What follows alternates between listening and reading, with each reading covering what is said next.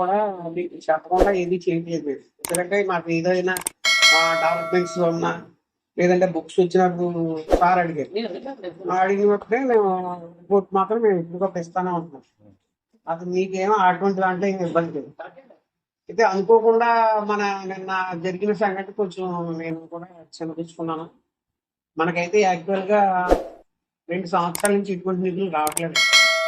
మా స్కూల్స్ అయితే ఇది ఎంఆర్సీకి అయితే ఇది 2 సంవత్సరాల నుంచి రావట్లేదు. 2023-24లో ఎటువంటి నిధులు మాకైతే రాలేదు.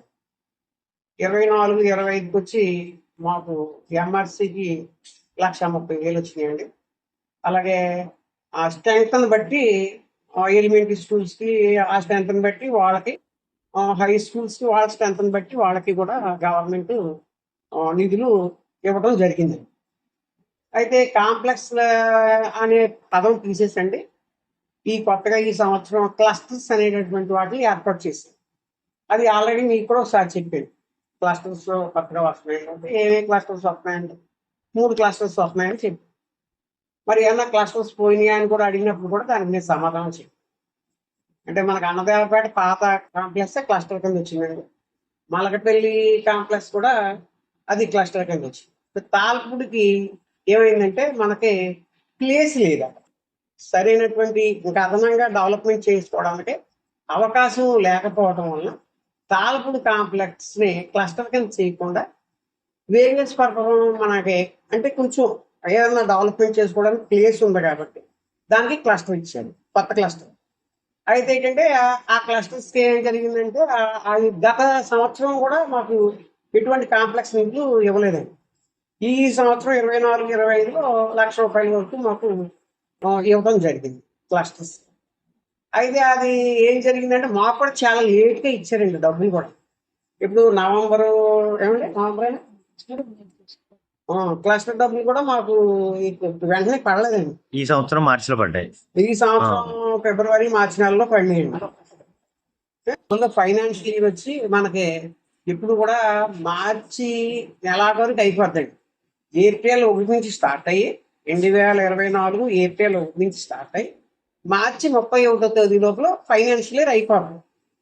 అయితే ఈ క్లస్టర్స్ చేంజెస్ వలన ఏమైందంటే గవర్నమెంట్కి పాత క్లస్టర్కి వేయాలా డబ్బులు, కొత్త క్లస్టర్కి వేయాలనేది వాళ్ళకే కొంచెం సరైన అవగాహన లేకపోవడం వల్ల ఏం చేయాలంటే కొత్త మాకు చెప్పింది వెబెక్స్లో మాకు చెప్పింది ఏంటంటే ఫస్ట్లో మీరు కొత్త కాంప్లెక్స్కి వేస్తున్నాం, చైర్మన్లు గట్రా కొత్తగా ఏర్పాటు చేసుకోండి, సెక్రటరీ మీకు అక్కడ ఏర్పాటు చేస్తాం కాబట్టి పాత క్లస్టర్ ఇంకా తీసేయడం జరుగుతుంది. ఒకవేళ మీరు ఏమన్నా ఖర్చులు ఏమన్నా ఆ పాత క్లస్టర్ వాళ్ళు ఖర్చు పెట్టినట్లయితే కొత్త క్లస్టర్లో ఉన్న వాళ్ళు ఏమన్నా మీట్ అవ్వండి, అది పెద్ద ప్రాబ్లం కాదు అని ముందు మాకు వెబెక్స్లో చెప్పారు. తర్వాత ఏమన్నారంటే పాత క్లస్టర్ ఖర్చు పెట్టిన వాళ్ళకి తర్వాత డబ్బులు వస్తాయంటండి, మీరు కొత్తగా ఏర్పాటు చేస్తున్నారు కాబట్టి అన్నీ మీరు కొనుక్కోవాలి కాబట్టి ప్రింటర్స్ అని, ఈ బీరువాలని, టీచింగ్ లెర్నింగ్ మెటీరియల్ ఇవన్నీ కొనుక్కోవాలి కాబట్టి మెయింటెనెన్స్ ఇవన్నీ ఉంటాయి కాబట్టి మరి కొత్త క్లస్టరే ఈ డబ్బుల్ని వాడుకోమని చెప్పడం జరిగింది. క్లస్టర్కి మేము టీఎల్ఎం ఒక 15,000 పైన కొన్నామండి ముందు. ప్లస్ మెయింటెనెన్స్కి కొంత అమౌంట్ ఇచ్చారండి. ఆల్రెడీ 3 నెలలు మేము చేసాం, అది జరుగుతున్నా ఇంకా కొంత అమౌంట్ ఉందండి మాకు. టీఏబీస్ ఉన్నాయండి. ఆ టీఏబీ కూడా కొంతవరకు అంటే మేము అందులో ఒక మాట అనుకొని అది అంటే మరి క్లస్టర్ అంతా ఉన్నారండి, మాకు చైర్మన్ కన్వీనర్ ఇలా అందరూ ఉన్నారండి. అందరితో మాట్లాడుకుని టీఏబీస్ ఏం చేయాలని చూస్తాం.